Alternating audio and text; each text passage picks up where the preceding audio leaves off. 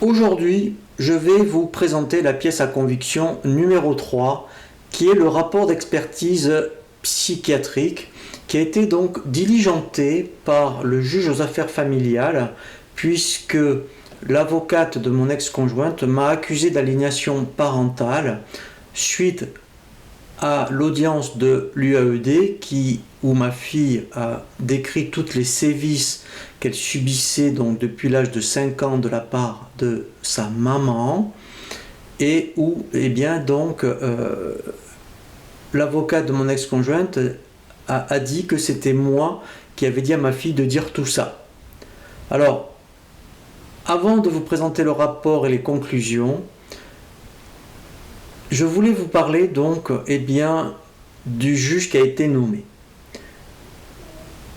Quand mon avocate a fait une action référée d'urgence lorsque on a constaté les sévices que subissait ma fille de la part de sa maman, quand mon avocate a vu le nom du juge, elle m'a dit « Monsieur, vous n'aurez jamais la garde.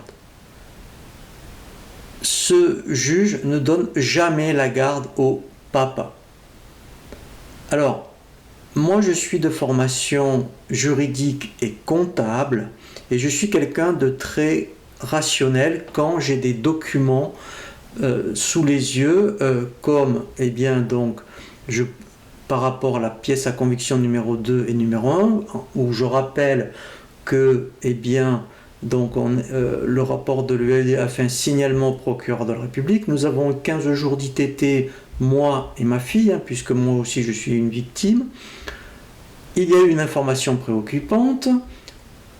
Le procureur de la République a classé l'affaire parce qu'il a bien confirmé l'infraction de mon ex-conjointe, mais il a dit que une sanction administrative suffisait. Moi, je n'avais jamais eu affaire encore à la justice au niveau judiciaire, mais je me suis dit quand même, avec tous ces documents, il n'y a même pas de question à se poser pour que j'ai la garde de ma fille. Je ne l'ai même pas écouté quand elle m'a dit ça. Je me suis dit c'est pas possible. La justice c'est rationnel avec tous ces documents. Normalement on ne doit pas se poser la question. Je vais vous faire lire donc le rapport. Alors, une dernière précision, ce juge est un juge très controversé, et en plus il a la folie des grandeurs, dans le sens où une expertise psychiatrique, donc il y avait des experts habilités dans ma région, dans ma ville, mais ce juge a voulu faire les choses dans, je dirais, quelque chose de grandiose. Il a voulu que j'aille à Paris. Ça m'a coûté, alors que dans ma ville c'était gratuit, il a voulu que ce soit un grand expert psychiatre de Paris. Ça m'a coûté 2000 €. À cette époque, par rapport à tous ces événements, j'ai tout perdu financièrement et ma santé. Je n'avais plus les moyens de payer cette expertise. J'ai fait ce qu'on appelle un crédit revolving pour pouvoir payer cette expertise. Parce que si je ne l'avais pas fait, ça voulait dire que je refusais cette expertise et j'aurais pu perdre la garde de ma fille. Il faut savoir que on a été convoqué par l'expert psychiatre à Paris 3 fois. J'ai dû prendre un TGV avec ma fille 3 fois. Pour 1 heure de rendez-vous à chaque fois, j'ai dû faire manquer l'école à ma fille. Moi, j'ai perdu 3 jours de travail, puisque entre les heures d'aller et les heures de retour, mes journées étaient fichues. Je ne sais pas comment, moi je suis indépendant, je ne sais pas comment fait quelqu'un qui est salarié et qui est donc dans cette situation. Je vais vous faire lire donc les extraits du rapport, et je vous laisse seul juge de ce que vous allez pouvoir penser des conclusions. Je voulais vous montrer déjà la page de garde qui confirme donc que j'ai bien été convoqué à Paris alors que je n'habite pas du tout à Paris et donc j'ai dû prendre 3 fois le TGV, ce qui coûte quand même une petite fortune, et j'ai perdu 3 jours de travail et ma fille a manqué 3 jours d'école avec moi et 3 jours d'école avec sa maman puisque sa maman a été convoquée avec ma fille sans moi.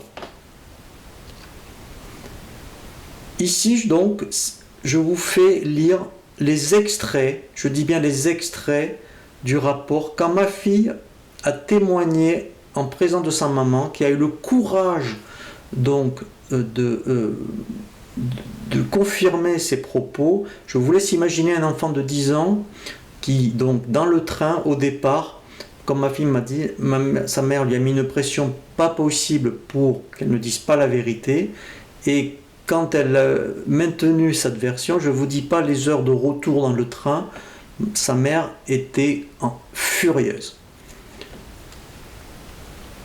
Donc, ici, voilà, vous voyez, donc son souci, c'est quand sa maman s'énerve, elle la tape depuis qu'elle a 5 ans, elle a surtout peur d'elle et elle ne l'aime pas. Elle ne l'aime pas parce qu'elle est très stressée par son travail. Depuis 4 mois, elle vit chez son papa puisque je n'ai pas remis ma fille à sa maman pendant 4 mois tant que les services sociaux et le JAF se manifestent. Et elle maintient qu'elle a peur qu'elle la tape. Ici, c'est donc l'expert psychiatre qui confirme les troubles de l'humeur de mon ex-conjointe. Et ici, c'est la maman donc qui lui reconnaît d'avoir donné une gifle. Alors je précise que c'était pas une gifle, hein. SOS médecin m'a bien confirmé que c'était un coup. Mais là, on n'est plus du tout dans de l'aliénation parentale, hein, puisque c'est ce qui m'avait été reproché. Et ici, on confirme que c'est une personnalité anxieuse, hein, qui a donc des difficultés à contrôler ses émotions. Eh bien, malgré tout ça, l'expert psychiatre a maintenu une garde alternée. Je peux vous assurer que quand vous lisez le rapport et que vous lisez donc les conclusions par rapport à tout ce qui a été dit avant, vous êtes, mais alors vraiment abasourdi. Même mon avocate n'y croyait pas que c'était possible de maintenir une garde alternée alors que tout prouve que, eh bien, ma fille subissait des sévices. Jeudi, je vous parlerai de la pièce à conviction numéro 4, qui est un rapport encore accablant des services sociaux du département concernant mon ex-conjointe.